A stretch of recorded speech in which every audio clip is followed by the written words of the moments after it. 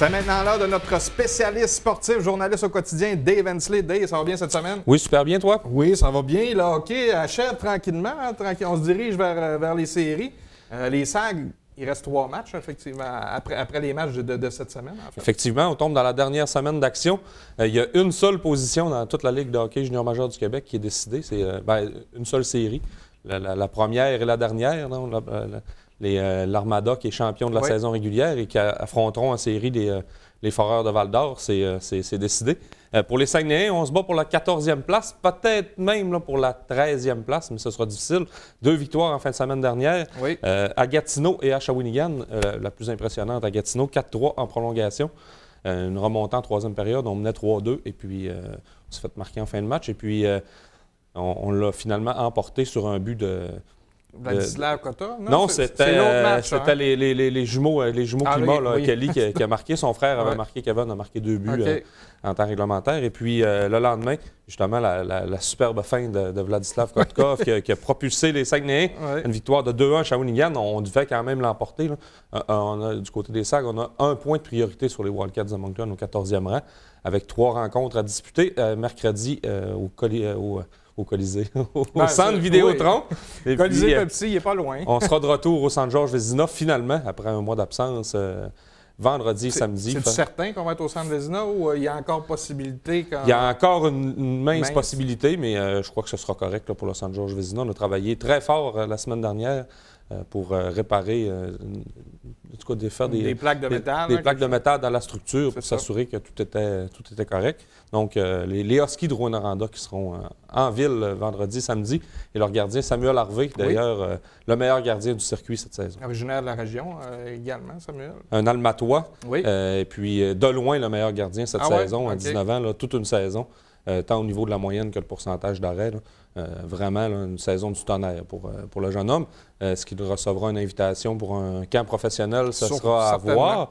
Mais quand même, là, vraiment impressionnant là, pour le jeune homme. Olivier Rodrigue également là, pour les voltigeurs qui fait bien. Donc, on est bien représenté au niveau des gardiens dans la Ligue de hockey junior majeur du Québec. Encore une fois, je discutais, excuse-moi, avec l'entraîneur adjoint des Saguenayens hier soir, Simon Godreau, puis il me disait que probablement qu'il y a des grosses chances qu'il aille dans les Maritimes en début de série. Hein. Bien, il y a 3 adversaires potentiels. Il y en a 2 dans les Maritimes. Le Titan d'Acadie Batters, qui est, à mon avis, la meilleure équipe là, du lot. On se souviendra que les Saguenayens ont donné une bonne tape dans le dos au Titan. Rupsov et puis Olivier Galipeau qui sont rendus à Batters. Sinon, c'est les Mooseheads d'Halifax. Batters qui l'a emporté samedi face aux Mooseheads. Donc, on se donne 2 points et puis on a le bris d'égalité donc du côté du Titan. Donc, c'est pour ça que je pense que les Saguenayens, ça sera difficile face peut-être pour les Mooseheads. Mais sinon, je pense que l'affrontement qui est le plus peut-être le plus prévisible, c'est peut-être l'Océanique de Rimouski. Les Saguenayens 14e, l'Océanique 3e. Donc, ça ressemble beaucoup à ça. Mais en 3 matchs, il y a le temps de se passer beaucoup de choses. Ça pourrait basculer. On verra qu'est-ce que ça va donner. Mais je pense que les Saguenayens, ce sera Rimouski, 6h, 5h, Rimouski. Mieux. Ils ont un excellent joueur, Alexis Lafrenière, le premier joueur de 16 ans, marqué 40 buts depuis Sidney Crosby. Donc, quand même, vraiment un joueur de premier niveau. Ce serait quand même intéressant pour les partisans chicoutimiens. Dave, les Marquis, eux, de leur côté, ont débuté les séries. Ben oui, on est rendu dans les séries déjà. Un 4-7 face au Cool FM de Saint-Georges. J'adore les commanditaires, d'ailleurs, dans cette ligue. Une défaite d'entrée de jeu, 4-1. Et puis une victoire dimanche, 2-1 sur la route. Et ce qui a retenu l'attention, c'est vraiment le gardien Adam Rousseau. Il a été fumant vendredi, et puis il a été tout aussi spectaculaire dimanche. On a marqué sur le 35e tir du côté des Marquis en début de 3e période. Alexandre Kennel en avantage numérique. Et puis Jean-Michel Bolduc a marqué le but de la victoire en faisant dévier un tir, justement, de Kennel. Ça a pris 42 tirs. Donc ça va être difficile pour les prochains matchs. Hein, on se souviendra que l'an dernier, Rousseau, qui était avec la formation de Laval, qui a été dissoute pendant les Prédateurs pendant l'été, mais il avait joué le même tour. Marquis avait remporté le premier match, mais les Marquis avaient vraiment une équipe supérieure à Laval. Mais cette année, Saint-Georges a quand même une équipe de qualité. Donc, on pourrait là peut-être causer une surprise, mais on se souviendra que du côté de la Ligue nord-américaine, l'équipe qui va perdre en première ronde ce duel ne sera pas éliminée. Exact. Parce qu'on a la série de la deuxième chance, qui est un 2-3 pour rentrer une quatrième équipe, vu qu'il y a seulement 6 équipes. Et puis, on s'affronte au premier tour. Il va rester 3 équipes, donc ça prend une quatrième équipe pour la demi-finale. C'est un peu dommage, mais bon, c'est une façon de fonctionner là, dans cette ligue pour les séries éliminatoires. Il n'y a pas de formule parfaite là, à 6 équipes. Non, absolument. Donc, les 3 séries, d'ailleurs, qui sont à égalité 1-1, même Trois-Rivières qui a réussi à arracher un match à Sorel. Et sinon, Thetford Mines, Rivière-du-Loup également, c'est 1-1. Pour les Marquis, on joue 3 matchs aussi. 3 matchs en fin de semaine prochaine. Pas facile. J'ai hâte de voir ce qui va rester dans le réservoir dimanche après-midi au Palais. Et sinon, vendredi au Palais, dimanche au Palais, et puis samedi à Saint-Georges. Saint-Georges. Dave, on va parler ce matin d'une autre équipe en série qui va bien, les Janois d'Allemand. Non, on n'en a pas parlé souvent cette année, on n'a pas eu l'occasion. Oui. Quand même un calibre de qualité, le hockey collégial. Plusieurs anciens joueurs du Midget 3A, même Marc-Antoine Massé qui a joué avec les Saguenayens l'an dernier. Donc quand même un calibre intéressant. Victoire de 4-1 vendredi à Thetford. Puis on s'en allait pour la gloire un petit peu du côté des Janois, mais on a été rappelé à l'ordre dimanche. Oui. Une lourde défaite 6-2. Quand même, c'est une série 2-3, donc un match ultime vendredi soir à Thetford. 2-3, c'est quand même très court. L'accent est pas nécessairement mis sur les séries là, dans cette ligue. C'est vraiment des courtes séries. Donc, on avait balayé la première ronde contre Dawson du côté des Janois. Et puis, maintenant, là, ça sera un match ultime. On va voir qu'est-ce qu'on est capable d'aller chercher de ce côté-là. C'est une première défaite du côté des Janois également en série.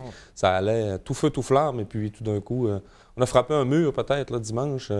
Quand même, là, on menait rapidement là, du côté des visiteurs 3-0 après une dizaine de minutes. Donc, ça va être peut-être un match à oublier. On parle d'une grosse foule aussi, peut-être. Ça l'a joué en défaveur des Janois, peut-être la pression. Et puis, effectivement, il y a du monde au centre Mario Tremblay. Là, les 2 matchs en série, tirés, pas des salcons, mais quand même là, des foules intéressantes.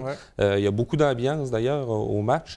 Là, peut-être, c'était peut-être le dernier match. On va espérer qu'il y aura une autre ronde là, du côté des Janois. On réussira à passer là, en demi-finale pour avoir un autre match parce qu'on n'a pas l'avantage de la glace en ayant terminé 7e. Donc, on doit jouer, c'est minimum 2. Si on se rend à l'ultime, c'est 2 matchs sur la route. Seulement 1 à domicile.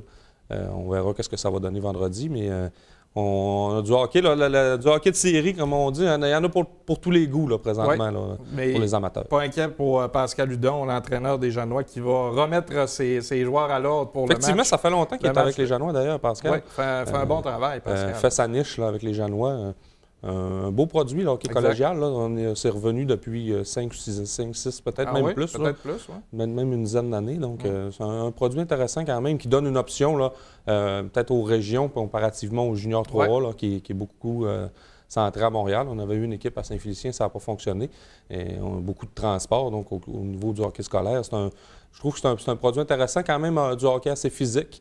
C'est un produit quand même différent là, du hockey junior majeur. Il y en a pour tous les goûts, comme je disais. Donc, allez voir ça en espérant que les Janois continuent leur série. Dave, on va terminer avec la populaire course des Pichoux. Effectivement, la 49e édition. Ça fait longtemps, on se rappellera. On a commencé avec la course des portageurs et puis avec des poids sur les épaules. C'était pas pour moi, disons. Moi non plus. Et c'est la visite qui l'a emporté encore. Là. Du côté des hommes, c'est vraiment très, très relevé. La course des Pichoux, on est dans le circuit provincial. Donc, Alexandre Ricard de Québec. 47 minutes 29 pour un 15 km, c'est très, très, très rapide. Oui. Pour combien de kilomètres? 15 km. Quand même, on fait Jonquière à Chicoutimi. C'est quand même c'est ça. une bonne trotte, comme dirait l'autre. Oui. Et du côté des femmes, Nadia Bolduc, 55 minutes 37. Nadia Bolduc est une habituée des podiums là, au niveau régional. Mais vraiment, là, 47 minutes 29, là, on les félicite. Félix Lapointe-Pilote en terminant 28 minutes 04, 48 minutes 04. Quand même, seulement une trentaine de secondes derrière le gagnant. Ça s'est joué serré au fil d'arrivée. C'était très rapide. Oui.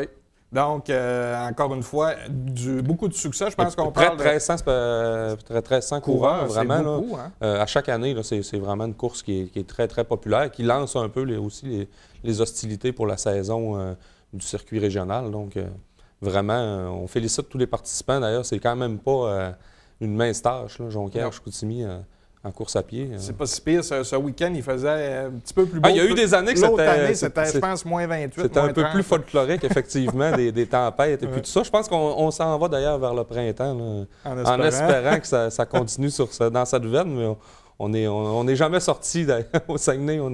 On a toujours une dernière tempête qui nous attend, on verra. On espère qu'il continue de faire beau dans les prochaines semaines. Dave, merci. Grosse semaine occupée encore pour toi. Oui, on termine la saison. Après, on part sur la route. On ne sait pas à quel endroit. On attend comme tout le monde. On va voir tu prépareras tes valises cette semaine. On peut préparer pour 2 ou pour 5, on ne sait jamais. Bon, merci Dave. Bonne semaine. Merci.